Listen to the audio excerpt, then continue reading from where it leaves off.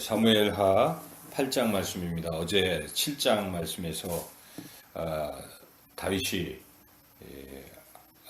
자신은 백향목의 궁에 거하는데 하나님의 귀에는 피장 가운데 있다고 안타까워하고 죄송해하면 할 때 하나님을 위해서 무엇을 할까 이런 마음을 가졌을 때 하나님께서 그 밤에 다윗에게 나타나셔서 내가 어디로 가든지 너를 이기게 할 것이고 내 이름을 내 명성을 높일 것이다.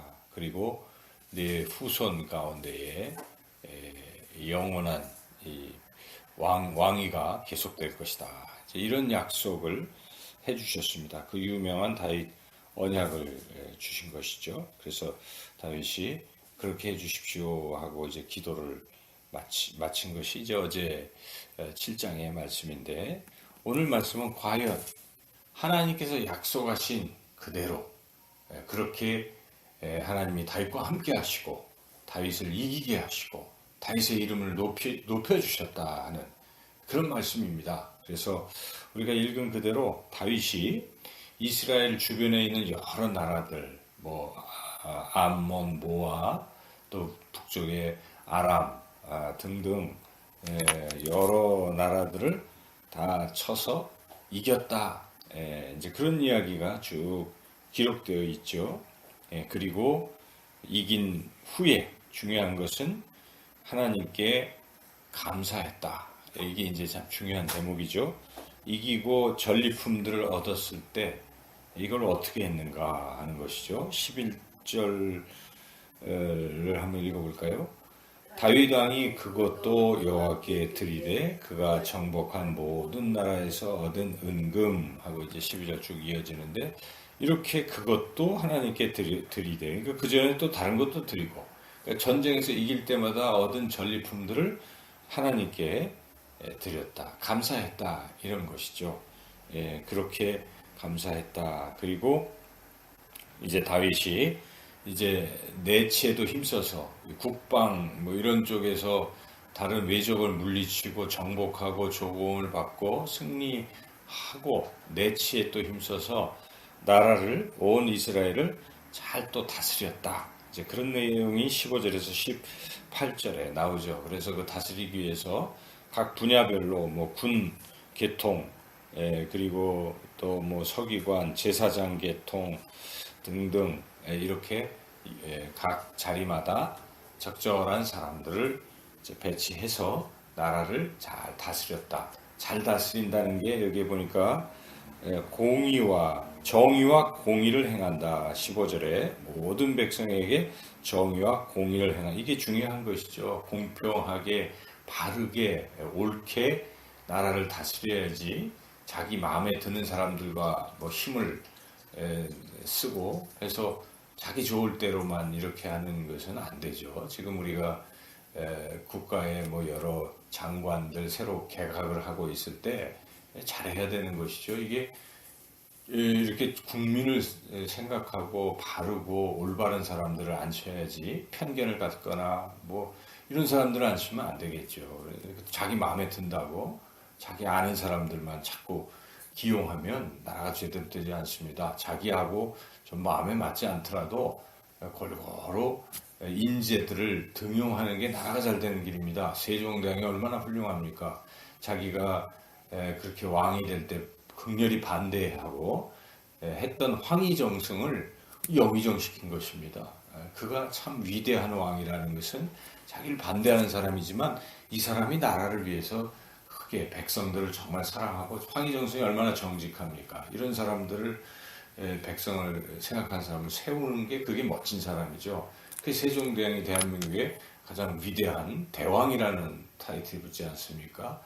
그러한 인사가 굉장히 중요하죠. 지금 오늘 이렇게 다윗은 골고루 사람들을 잘 기용을 해서 백성들에게 바르게 행할 수 있는 이러한 사람을 기용을 했다. 이렇게 다윗이 외적을 다 또 하고 내치도 힘쓰고 훌륭하게 나라를 다스렸다. 이런 내용을 본문에 나오는데 중요한 것은 이게 누가 이렇게 하게 하셨느냐 중요한 것이죠. 누가 이렇게 하게 하셨습니까? 하나님께서 두 번씩이나 여기 반복이 되고 있습니다. 이게 다 하나님이 다윗과 함께 하셔서 이렇게 하셨다 하는 것인데 그 말씀이 어디 나오죠? 14절 그 부분에 보니까 다윗이 어디로 가든지 여호와께서 이기게 하셨더라. 그리고 또 앞부분에도 한번 나왔었는데요. 그 6절 뒷부분에 다윗이 어디로 가든지 여호와께서 이기게 하시니 여호와께서 이기게 하셨다. 이게 참 중요해요. 하나님이 이기게 하신다. 그런데 하나님이 왜 이기게 하셨습니까? 한마디로 약속하셨기 때문에 그렇습니다. 이미 7장에서 하나님이 그렇게 약속을 하셨죠.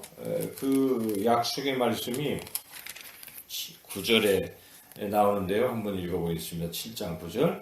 네가 가는 모든 곳에서 내가 너와 함께 있어 네 모든 원수를 내 앞에서 멸하였은즉 땅에서 위대한 자들의 이름같이 내 이름을 위대하게 만들어 주리라. 어디로 가든지 함께 하셔서 하나님이 이기게 하셔서 다윗을 이름을 높여 주시겠다 이렇게 약속을 하신 그대로 여기에 이렇게 다윗이 이겨서 13절 읽어보겠습니다. 다윗이 소금 골짜기에서 8장 13절 다윗이 소금 골짜기에서 에돔 사람 18,000명을 쳐 죽이고 돌아와서 명성을 떨치니라. 이름이 높아진 것입니다. 이렇게 약속하신 대로 하나님이 이루어 주신다. 그래서 우리가 하나님의 약속을 믿고 살아가는 것입니다. 하나님이 우리가 예수님 믿는다 하여 우리를 어떻게 하나님의 자녀가 되게 하시고 예수님 믿는 사람은 누구든지 하나님의 자녀가 되고 하나님의 자녀는 이 땅에서 하나님의 보호를 받고 하나님의 인도를 받고 마치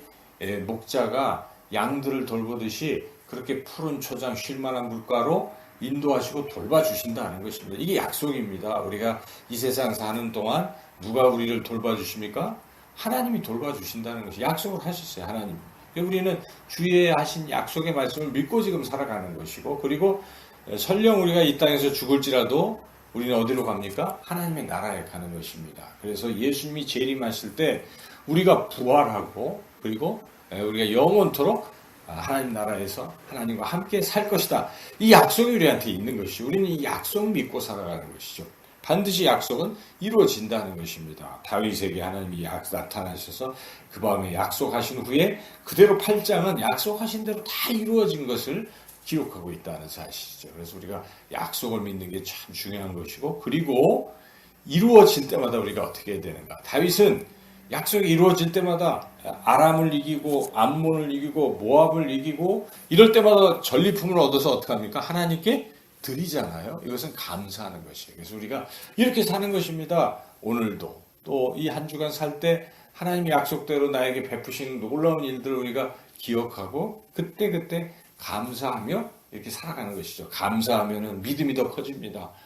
과거에 함께 하신 하나님이 지금도 미래에도 함께 하실 것이라는 확신이 또 드니까 또 큰 믿음으로 살아가는 것이죠. 그래서 결국 우리가 지금까지 신앙생활하면서 늘 듣던 대로 믿음, 그렇죠? 믿음, 감사 이것만큼 중요한 게 없어요. 믿음과 감사로 우리는 하나님 나라 끝까지 가는 것입니다. 이 두 가지가 우리를 살린다는 것이죠. 다윗이 지금 그렇게 하거든요. 믿음을 가지고 다윗은 항상 하나님이 나와 함께 하시니 너는 칼과 단창으로 내게 오지만 나는 만군의 여호와 이름으로 내게 가노라. 하나님이 함께 하시는 그런 믿고 골리앗도 물리치고 계속 승리하고 있지 않습니까? 그리고 이길 때마다 그 전리품을 하나님께 감사하는 다윗의 모습, 믿음과 감사를 보이고 있다 하는 것이죠. 그래서 우리가 오늘도 이 하루를 살아갈 때 우리에게 필요한 것은 믿음입니다. 그리고 감사인 줄 믿습니다. 믿음과 감사로 다윗처럼 형통하고 명성을 떨치고